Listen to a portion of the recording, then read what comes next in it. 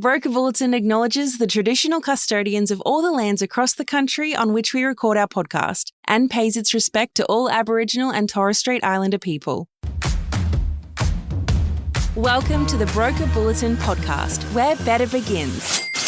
Join us as we chat with brokers about what's working for them, what drives them, and the real challenges and wins that matter most right now. Maddie, welcome back to the podcast. Thanks for having me, Kobe. No worries. Are you ready to introduce yourself? Obviously, I know you quite well, but our listeners probably don't know much. So tell them all about your business. So my name is Maddie Walton. I run my business Money Lounge from Queensland, but I service Australia-wide, just like you. I started in the industry in February 2022 after coming out of my background that I did all my degrees with in medicine. Decided that I wanted some more flexibility in my life, and I also had a real big passion for finance. I always have. I've had my social media page for all my personal finances since 2021 through COVID. And when I bought my first home in 2021, I had a great time, but a very poor experience with mortgage brokers. And I just thought, you know what? I could do better. I can be better. And so I started in the industry in 2022, kind of worked my way up from starting from scratch, which I do believe is so important, and being a processor for 2 years, learning everything. I then became a broker, and then I started my business about a year and a half ago now. So Money Lounge is a year and a half old. I have had that, and it's been absolutely amazing. I'm beyond grateful for the opportunity that I've had. I've won a few awards over the last year and a half, which I'm really grateful for. Up for a few this year as well. So fingers crossed, really excited. It's just been an amazing start. So my main focus is, I guess, the same as you. We're both the same kind of niche. We focus on our first home buyers, first time investors, and just people wanting to upsize and upgrade their property. Main reason being is that we're so passionate about education of personal finance and making sure people feel supported to ask any question, big or small.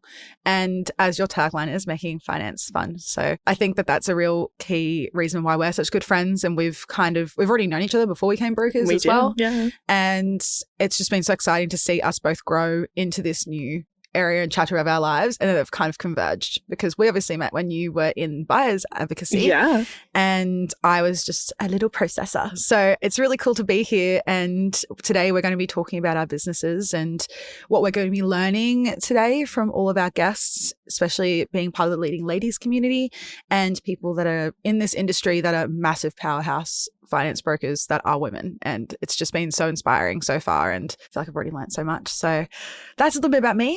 Do you want to introduce yourself, Copes? Absolutely. Well, thanks for sharing. My name is Kobe Clarke-Jacobs, and my business is Finance with Kobe. Very original, but when I started, I really thought I would be a solo operator and I wouldn't need to change or have any issues with that. And as businesses change and things grow, Finance with Kobe might eventually have to rebrand, but that's where I am now.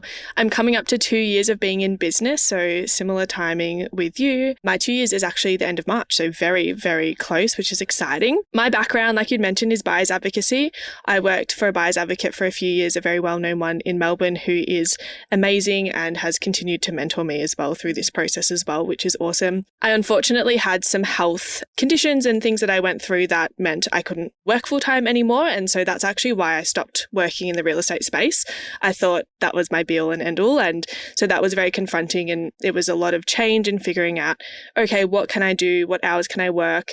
How can I still work with people and property? And that's actually how I landed on mortgage broking. So a bit of a different journey in, as everyone has very different ones as well. You've come from a science background. I know, 180. Yeah, it's so different. But it all has happened for the better anyway. And I entered the industry working for another broker, doing a bit of processing and admin and settlements just to see what the go was. And I really realized, I can do this. I would love it. I think I'd be quite good at it. And I was looking though for a part-time job because I can't work full-time hours. And so I was with them for a few months, was going to work for the amazing Angel from Zimland, who we're also interviewing today. And Angel said to me, "You don't need me. Go work for yourself. I'll mentor you. You'll be fine."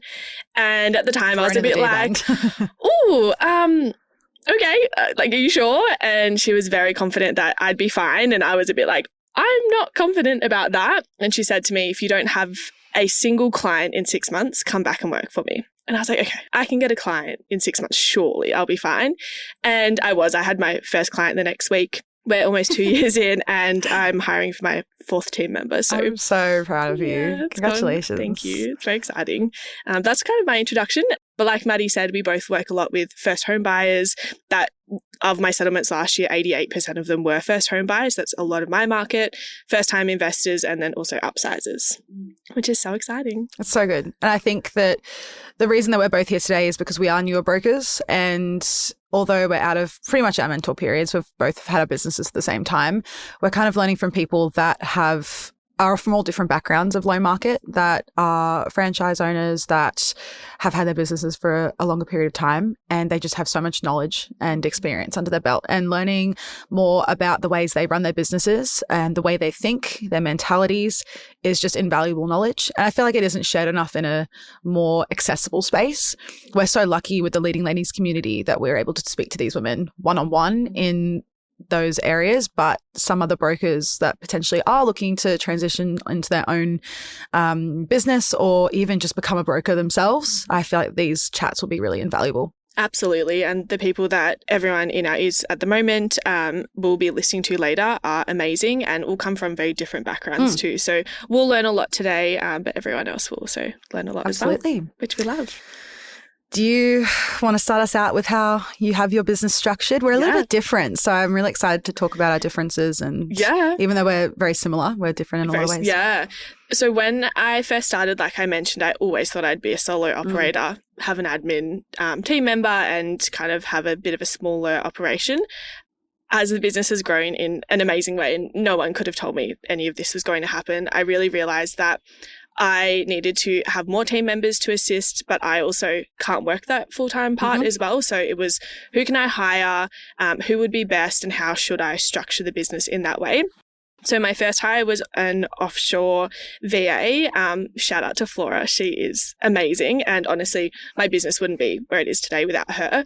She started with me in September of 2024. So just 6 months after I started the business. And in full transparency, it was the first month I got paid commission. I hired her because I was like, I feel like things are gearing up and I need to do something. A lot of people said, are you sure that's the right thing to do? But I knew at the time I needed to offshore or just have someone really do all those non-dollar productive activities like our admin, our data entry that takes a lot of time and are valuable, but not so much for us to be doing. Yeah, they're not income producing in that way. Exactly. So I hired Flora and she is the bee's knees. We love Flora.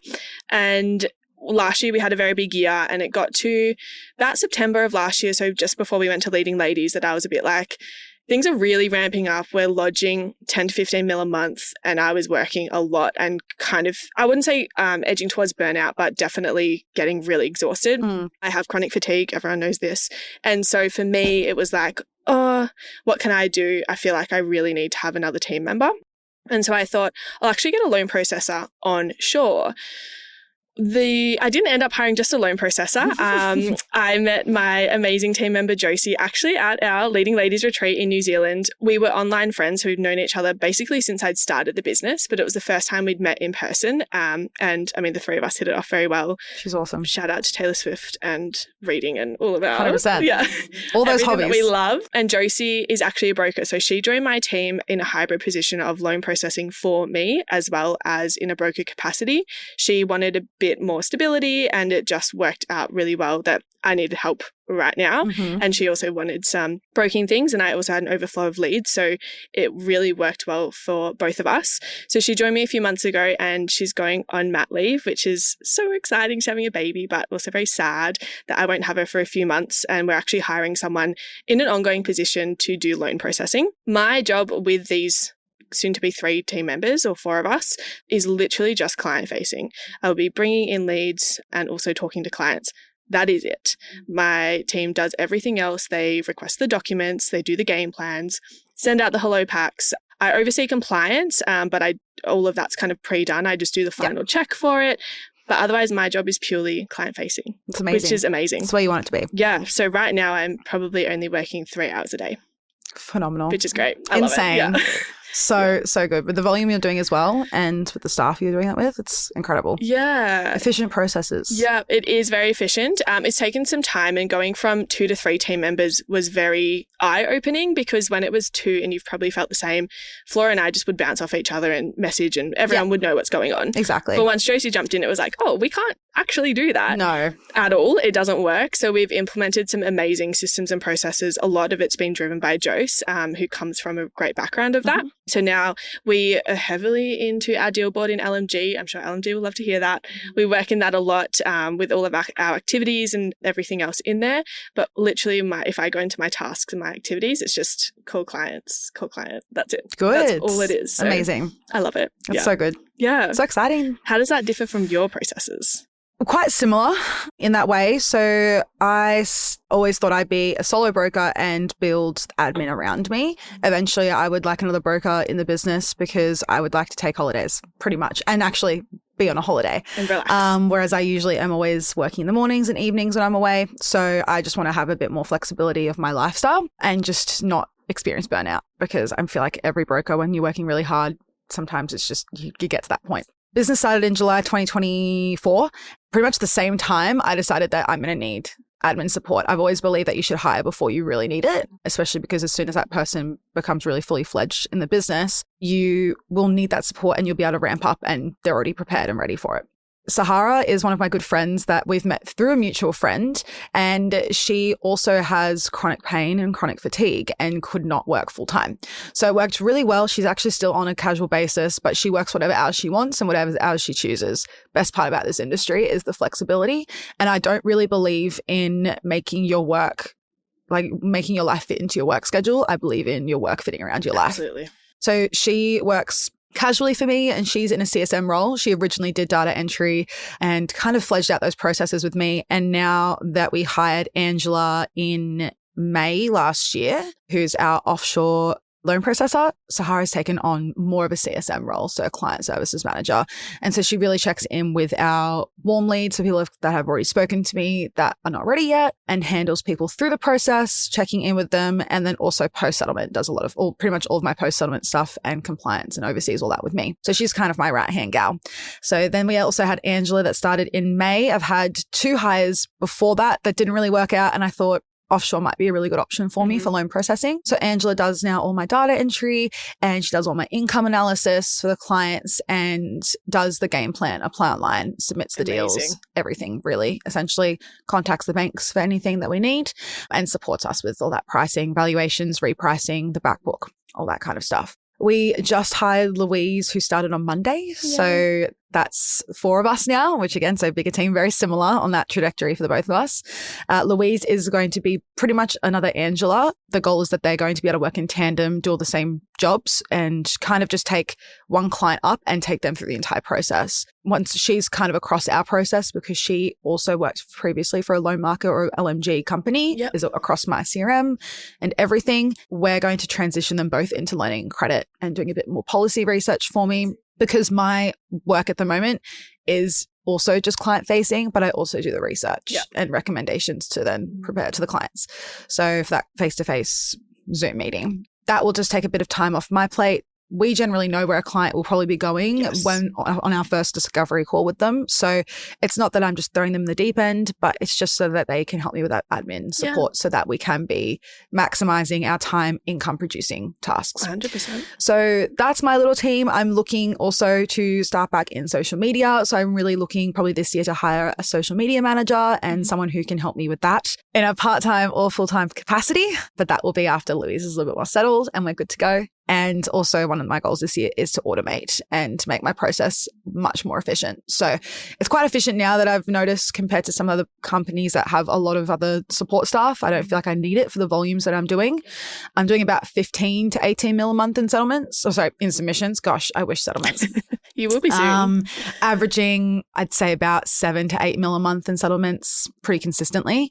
We're going to talk about our numbers as well. I think that's going to be really helpful for newer brokers and just even for benchmarking as well. We're both probably the most transparent people I know in this 100%. Industry. So we're going to get onto all the juicy stuff, which will be really fun. But that's kind of where we're sitting. And I feel like I'll be happy doing, probably expanding up to 20 mil or 25 mil of lodgements a month with those 3. Absolutely. as well. Yeah. Pretty easy, especially with automations of processes. So I think you can do it. that's where I'm sitting, and that's my team. Yeah. Thanks for sharing. I'd be curious to hear about your social media part, because you used to be huge on social media.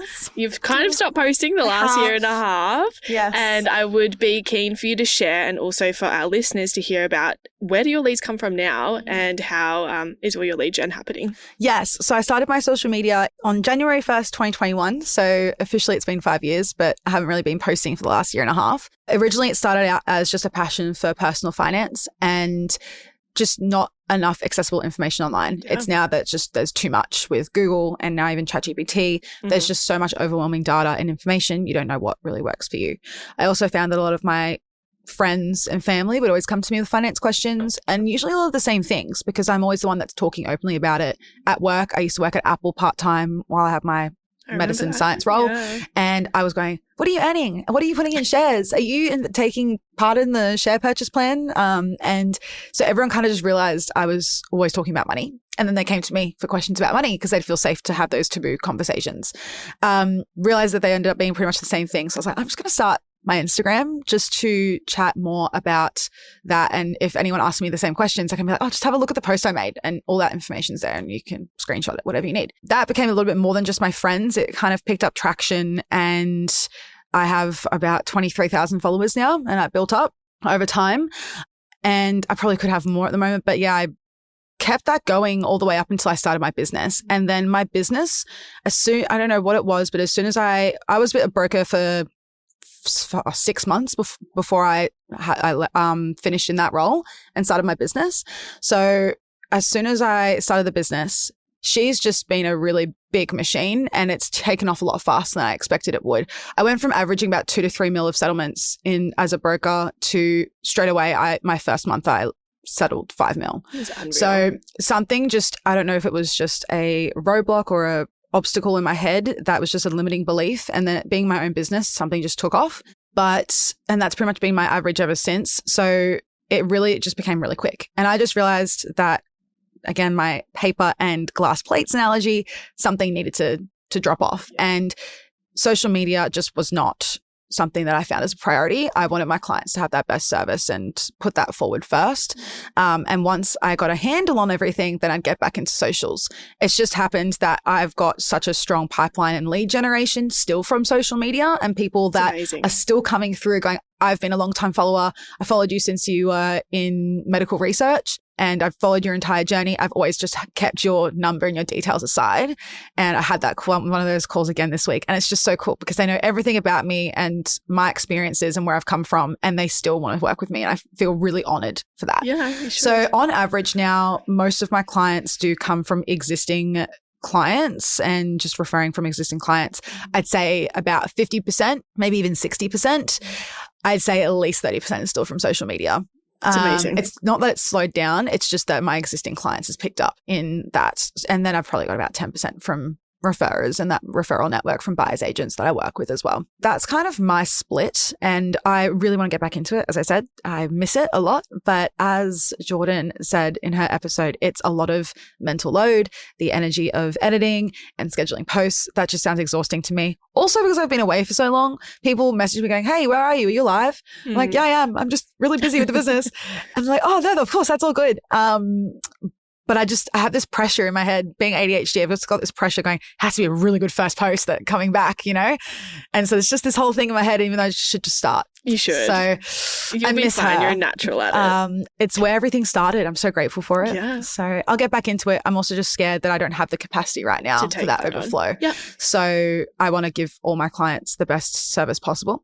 And I don't want that to be impacted if I'm on socials. Yeah, 100%. So, yeah, that's me. I love that. What about you? You also started from socials? Yeah. So my whole lead generation is social media, which I thought when I started, and it goes back to before when Angel said to me, like, if you don't have a client within 6 months, come back and work for me. And I was like, no, I really want to work for myself now, once I'd kind of wrapped my head around that.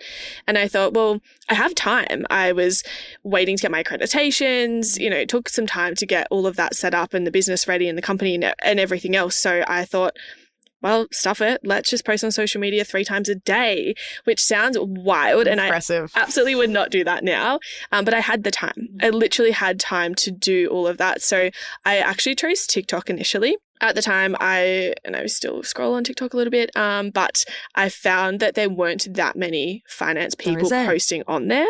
A few more have popped up now. It's been almost 2 years since I was first on there, but there wasn't a lot. And I must say the content that I post is not super serious stuff. Your meme culture is so impressive. And the way you can relate finance into memes and to what's going on in the world is so cool. And it's so much fun and very relatable. It is. And that's the thing, I really knew that I wanted to work with first home buyers. Being in buyers advocacy, I was working with first home buyers then as well. So where are they sitting? Where are they hanging out? They were hanging out on TikTok and Instagram. So TikTok was my first place. 3 times a day for the first 3 months, which is so impressive. Crazy. I actually don't know how I came up with so many things. But the videos that I'm talking about, and if anyone ever scrolled back, there's one of me like cooking on a pan and it's just like a key and it's like, point of view, you've spent all your money. So buying a house so you can't afford food. That one. And that got like 30,000 views and just things like that. And that's actually how I grew my business, is posting a lot of memes, and I still do a lot now. I'm more focused on Instagram with like the trending audios and just me miming the most random thing with something to do with finance over the top. And that just works. And that's how I've gotten everyone. I must say now though, we're coming up to that 2-year mark. There's a lot more word of mouth. I'd say we're probably more 50-50 now, word of mouth referrals versus social media. But for the first year, just over a year, was just social media clients. It's probably still the same amount that you get from start to now. It's just that your existing base is built up. So 100%. it's just more leads in that sense. And my audience is built up too. I stopped posting on TikTok about 4 months ago. I was just finding it wasn't getting the leads that I really wanted to work with, and very different audience on TikTok to Instagram. It's a lot lower quality, I've heard. Yeah, in the nicest way possible, just not the people that I wanted to be working with. I think I will go back eventually and just have some posts, because what I film for Instagram can just go on there too. Just double post it. Yeah, but TikTok's not a huge focus. I think I only have like 2,000 or 3,000 followers on there. It's not a huge amount. My Instagram sits just over 5,000 as of today, which has grown massively, which is cool. But I only post 4 or 5 times a week. It's not a huge amount. It's still a lot for a lot of people. It is a lot, but I don't find it that overwhelming. I don't plan, and that might shock a lot of people. I will not put a plan in. Yeah. I just can't. My brain doesn't work like that. If I batched content, I would not post it. Yeah. Because like, it doesn't suit that day. Yeah. It's irrelevant for today. So I just kind of think of an idea on the spot and film it and post it and go ham. I'm also very, with my social media, even just sitting here today, like I don't wear makeup a lot. I'm very casual. I'm always in a t-shirt. You look amazing in a suit. I wear a suit every now and then, but I'm not a suit gal often. I'm very casual in it. So I don't think you have to be put together for social media, but absolutely not. A lot of people think you do. I think not being put together sometimes is just makes you more approachable. And it also, again, depends on your target market. Exactly. Our target market is being approachable and people our age. Exactly. And they want to not feel like they're intimidated by the people they're working with. Yeah. So it really just depends. If you're looking for someone that's a professional, you'd be posting on LinkedIn and you'd be in a suit. So really you just have to match what your target audience is. Really helps that we are our target audience, so we know what they want and what they want to see. Agreed. What does your work week look like specifically day to day, and where do you find the time to organize everything for your socials? I feel like a lot of brokers get overwhelmed with this, and you are such an inspiration for a lot of brokers with social media. So what does that look like for you, and how do you manage that balance? My day-to-day it's starting to change a lot more now, especially having the team, but we often have team chats. I'm not a morning person, so do not expect to ever speak to me before midday. I don't talk to I'm the opposite. And I know I don't talk to clients in the morning. They cannot book in for a call until after midday. I work really well in the evening, so if I'm doing those few hours that I am working in a day, it is in the evening time, Tuesday, Wednesday, Thursdays. I always work till 9ish because people want to chat to you outside their work hours. So my day to day in terms of a client thing looks like that. I'll do discovery calls during the day, but I might take the dog for a walk, go to Pilates, go get my nails done, all of those things that I really enjoy doing and find important. And I know that would really gobsmack probably a lot of people that my days are broken up like that. When it comes to a content perspective, a lot of the time with the content that I make, it can be relevant to a conversation I've had in that day. It might just be a small thing someone said. I'm like, I can make something funny about that and so that I can teach people in an interesting way. There's not a lot of my videos that are super serious, and that's just worked for me. But I do just come up with them on the spot. I literally hit record. I cut out any ums and ahs in it, and I just post. I don't think about it.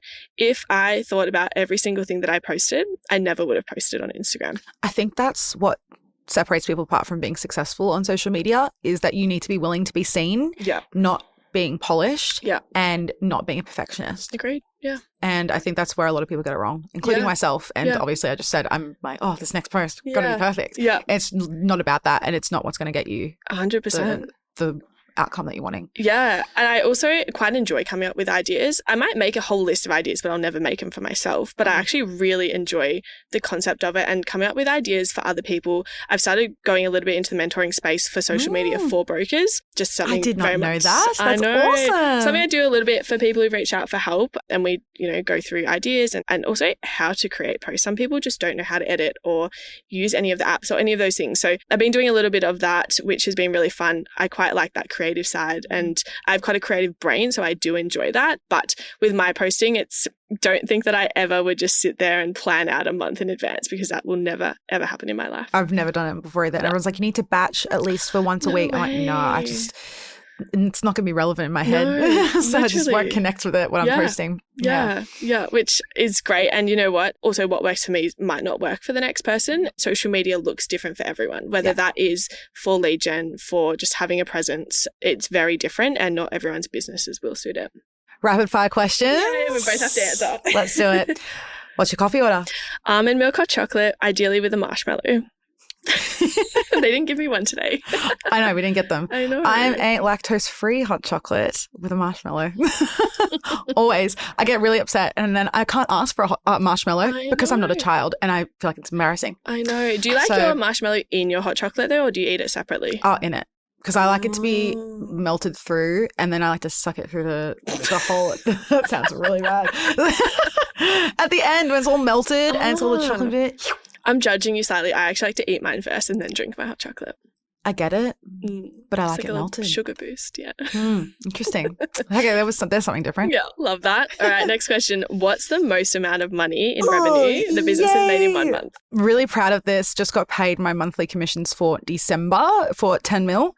Got paid $78,000. Oh yeah, you did. That is unreal. I never have earned that even in a year of being PAYG. Yeah, so it's insane. Yeah, I'm really proud of it. That's made up, I think, of nearly $10,000 in trail commission. The rest is upfronts.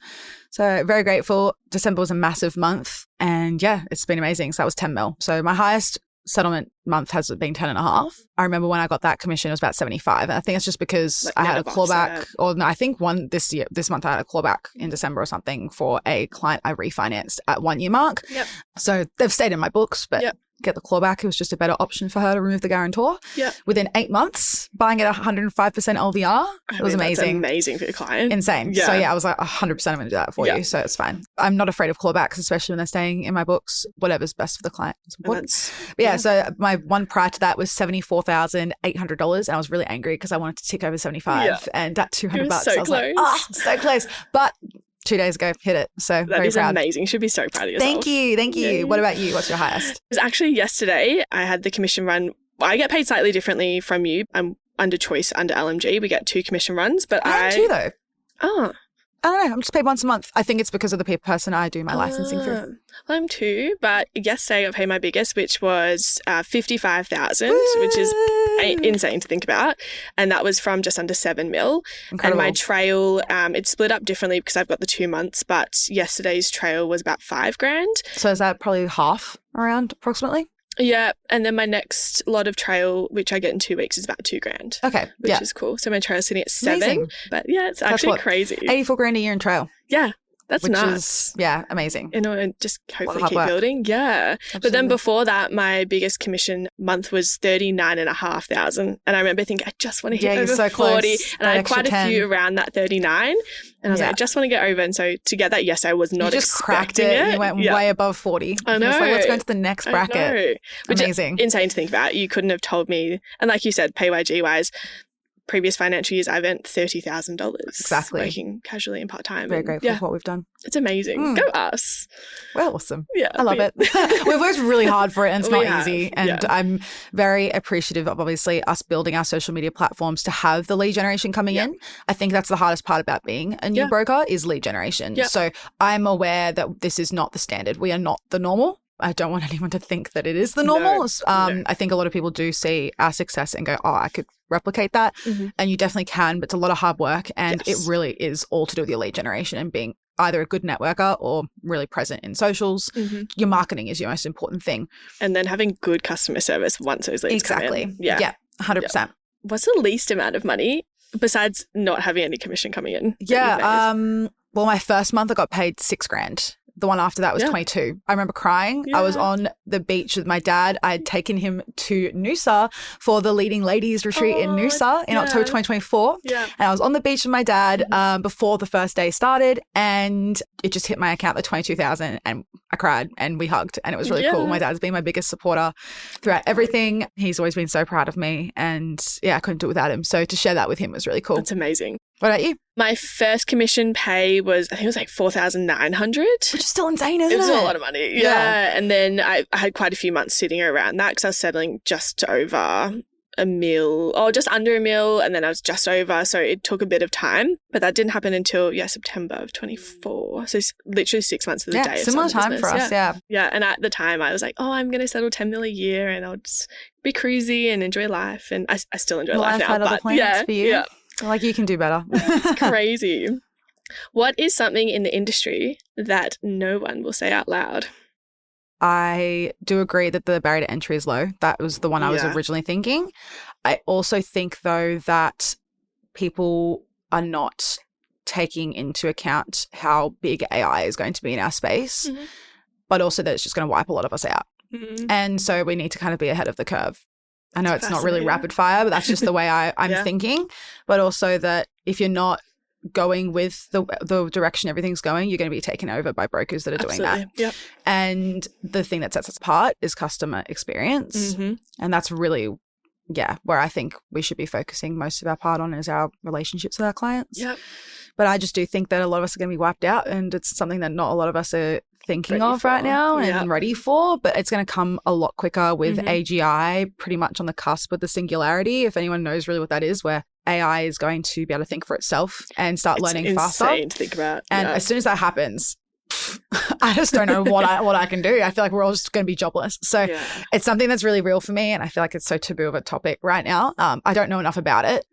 But I do think it's something that we all need to be considering in this industry, that even if small business or a big business, AI is going to impact us significantly in some way. I agree with you on that. What's something that people don't say out loud, you think, in this industry? Not so much say, but probably people's actions is we probably all make it look really easy. And, from a client perspective, we get things done fast. We know answers on the spot. But it takes a lot of hard work to get to that stage. And I think people are a bit afraid to talk about that. And they're just like, oh, I'm easy breezy broker. It's fun. But there's so much to know and do. And we are dealing with real lives and real money. And that has a huge impact on their livelihoods. And this kind of ties back into you talking about it's a really low barrier to entry into our industry. That is terrifying that people can just come in and try and do a loan and stuff up someone's livelihood. And that really concerns me a lot. And I don't think that is talked about enough. Yeah, I agree. I also think, which might be quite controversial, I think people have too much staff for what they're doing, and people need to be more efficient in their processes. And I don't believe you should let your staff go. I think you should just take advantage of them more in different ways and upskill. So I found that something that's been really interesting. And I found that, we only have 3 staff members. We're starting to just ourselves have 3 and a team of 4. And I think with our settlement volumes, and especially you, and you're a big, inspiration to me because I do work a lot more than you do. And I think just efficient processes is the be all end all. And I think people need to take that more seriously. And letting tasks go.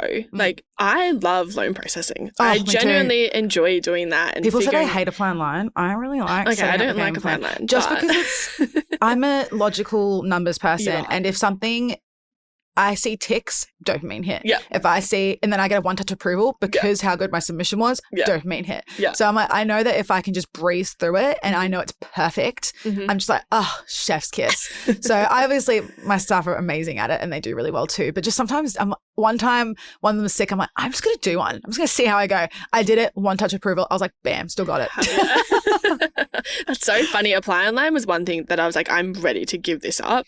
I did not enjoy doing it, but it's more like what you still do, the policy research, we love that. Dealing with lenders. It's a puzzle. Yeah, I genuinely do enjoy that. But for where I'm at and where the business is at and what we want to do this year, which I'd like to settle 100 mil across the business, I can't be doing everything. Yeah. It has, like, other people have to be doing it. But then, and I've spoken to other brokers who are selling 100 mil a year. And like you said, they have like 10 team members to do that. I'm like, what's everyone doing? That's crazy. That seems like way too much. It's amazing, isn't it? Yeah. Yeah. Efficiencies. Yeah. Crazy stuff.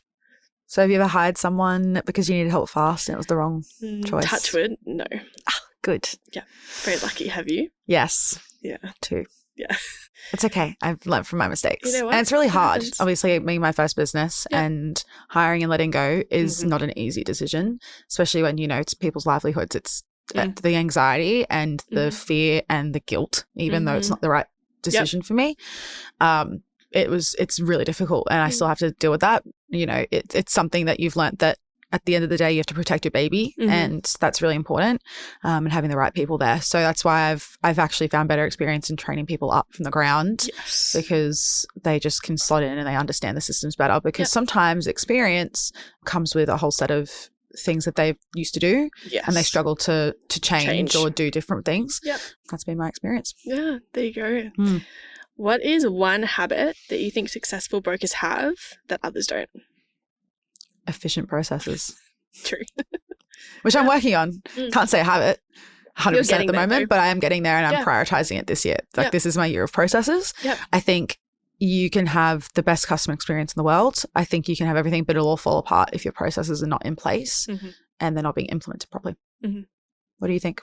Agreed. Processes. And I didn't realize that until I went from 2 to 3 team members in total because changes completely. Yeah. Like with 2 of us, it all made sense. But now looking back, I'm like, how did we get anything done? And we had some big months where I was like, I actually don't know how we did any of that. I know. With 2 people and no processes. At the time, I would have said, yeah, we had a process, but we actually didn't. No. Yeah. So that's, something that every broker should be looking at. I agree. Because we're here for International Women's Day and for our Leading Ladies community, how has being part of Leading Ladies and the LMG team and network shifted your confidence and ambition in the space? Oh, I love that question. I had not gone to any Leading Ladies events until October of last year when we went to New Zealand, and I didn't realize how nice it was to be in a room of just women doing the exact same things as us. And, you know, it's nice. We're friends. I've got lots of other friends in the industry, but there's not many who have their own businesses either. Lots of female brokers actually work for someone else. Yeah. And so walking into a room where everyone's going through the same things, or a lot of those women have been there, done that with what we're going through now, actually made me feel really good about also where the business was and where it was heading and what I could do with it. I felt it boosted my confidence a lot to be like, I could be like them. There's plans and things I can put in place to eventually have, you know, similar business or anything like that. And also just how many successful women there are within the LMG network is insane. Oh, it makes me so proud to be part of it. Yeah. It was crazy. I loved it. I walked away with so many new friends and lots of women that we probably wouldn't have crossed paths. Absolutely. If not for Leading Ladies. 100%. When you've been at Leading Ladies events, what is a conversation that you've had with a leading lady that has actually changed how you see this industry? I have had a lot. I've been to 2 of the yearly Leading Ladies ones now, so 2024 in Noosa, 2025 in New Zealand.